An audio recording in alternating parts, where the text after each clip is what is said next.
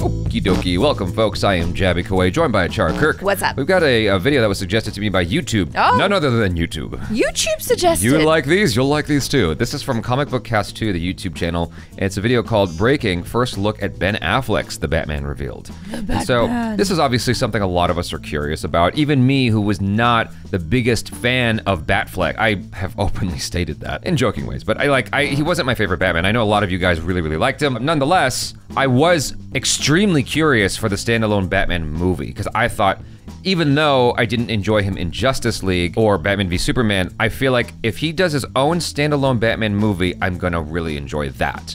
Yeah, and directing it as well, right? Because I enjoy Ben Affleck most when he directs himself.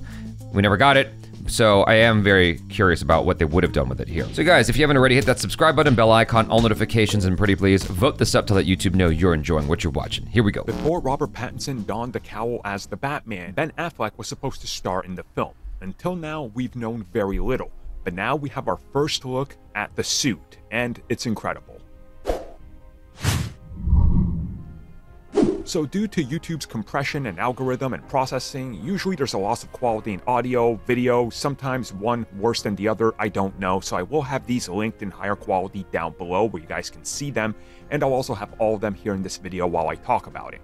Now obviously, at one point the Batman was supposed to be Ben Affleck's project. They spent about a year working on it. Wow. Naturally, they already had ideas of what to do with the suit, costume designs, and new takes on it. So here we actually have a look as to what Ben Affleck would have been wearing in the film. This comes from the conceptual artist who's worked on other projects as well. And if we look at this, I definitely get a Arkham Origins style vibe from it. Like, I really do, especially around the legs, the way the padding works, and the way that the armor around the shoulders works. Yo, this looks sick.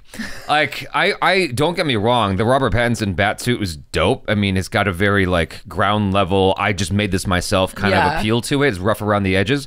But this has a very tech, a high-tech look to it that I think is super cool looking. Yeah, definitely. I mean, this is full on Bruce Wayne put his money into making this suit. What's your superpower? I'm rich. Yeah, I love that I line. apologize if that was a Joss Whedon joke. I do love that line though, because it's true. Around the legs, the way the padding works, and the way that the armor around the shoulders works. It also reminds me a little bit of Captain America's kind of outfits in the MCU. Nonetheless though, if we look at the cowl and everything, you can see how it could have like come apart in an Iron Man-like manner where he could just take it off. And we get a really good rendition of it, kind of what it would have looked like just kind of sitting there, right? And it looks absolutely incredible, like the way the ears and everything work, the way it looks on the front and the sides.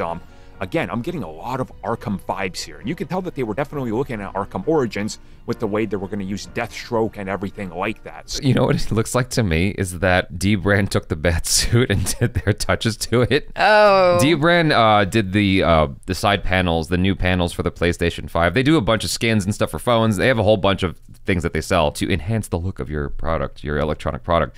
And inside the panels of the PlayStation 5, there are like little stitchings, I don't know what you want to call it, but the pattern of the PlayStation symbols in there, like if you touch it, it's got that kind of texture to it. And so obviously D-Brand couldn't do that, so they have their own texture in there, and that's what it kind of looks like to me on his ears and the back of the head a little bit. It's just like D-Brand Batsuit. Well, it looks like, I really like how it looks really functional as well. Like it kind of looks like Army Batman. I don't know anything about Arkham. It looks like something that is if you guys want to see ACHARA play Batman, the whole like video game series, let us know in the comments, and maybe she'll do that on her channel. World's greatest detective played by worst video game player. How will I even get past the training stage? I think you'd enjoy it. It's all like kind of puzzle solving and all that stuff. So I hate puzzles. I think you'll enjoy it. It's all like action and no puzzle solving. Oh, excellent. Yeah. Okay.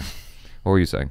No, I just, it looks like it can move, you know, because you've got a lot of freedom in the joints there, but then it's also padded or protected in the areas that you would want it to be protected. Yeah. And what is it about Batman and the mask? But they always make him look very scowly. Well, that's a deliberate. It's to give him. It's menacing. Yeah. Always scowling. So again, I really like it. The thing here that really sticks out to me, maybe I'm just being crazy here. You guys tell me what you think, but look at the emblem. Look at the logo.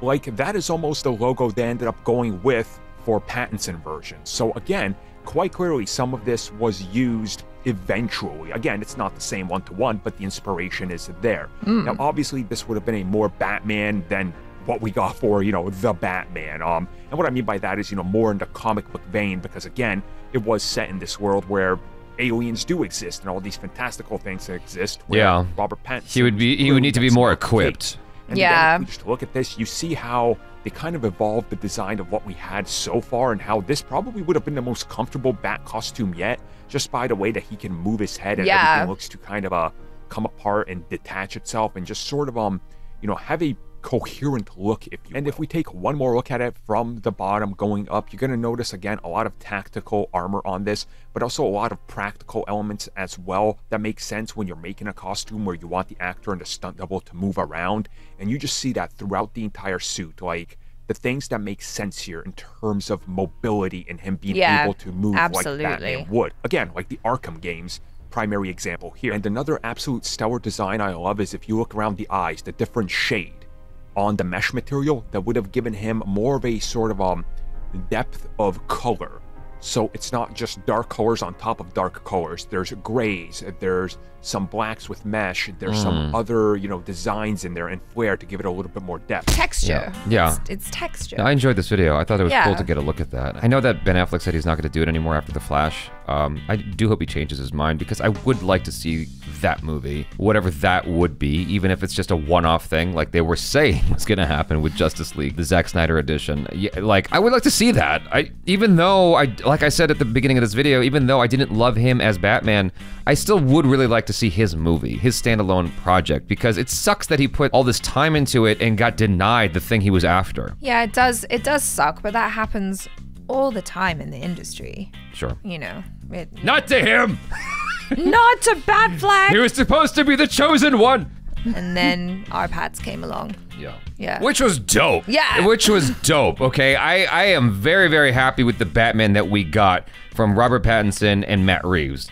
Do not get me wrong. But the thing about it is they're blowing open the whole multiverse thing at the same time on the DC side as Marvel. Well, I guess Marvel first, but still, they're doing that on the DC side, so why not? Just have more Batman movies. Have the old Batman with Michael Keaton. What's he doing? Are we gonna have a Batman Beyond where he's giving guidance to a younger, newer Batman? Are we gonna have a new Ben Affleck Batman? Why not have that? I do wonder though if technically, and I'm sure all of you proper hardcore DC heads can correct us, but didn't DC do the multiverse first with some of the CW shows and crossovers that they've had? I don't know. I didn't pay attention to the DC TV shows that much. You know that more than I do. I mean, I watched an episode of Arrow, an episode of Flash, and I meant to go back and watch them and watch the rest of it, but I just never got around to it. Yeah, I mean, I'm not as well versed. The level of commitment for the DC shows is much higher. Yes. Because, with Daredevil, it was 10 episodes. Yeah. With a lot of these Disney shows, it's 6 episodes. I can do that. I can do that in an evening. But with Arrow, that's a 5-year commitment, 5-season commitment, and I don't know, those 24 episodes a season or something? Yeah, it's long. So it's a big commitment for sure. It's a lot. You guys, thanks so much for hanging out with us. Hopefully you enjoyed that. Do let us know if there's anything we missed in the comments below that you want to educate us on. Subscribe if you haven't already. Hit that bell icon, place all notifications, and vote this up. And let us know if you want to see ACHARA play the Batman video games. Gosh. I am Jaby Koay. This is ACHARA KIRK. Peace out.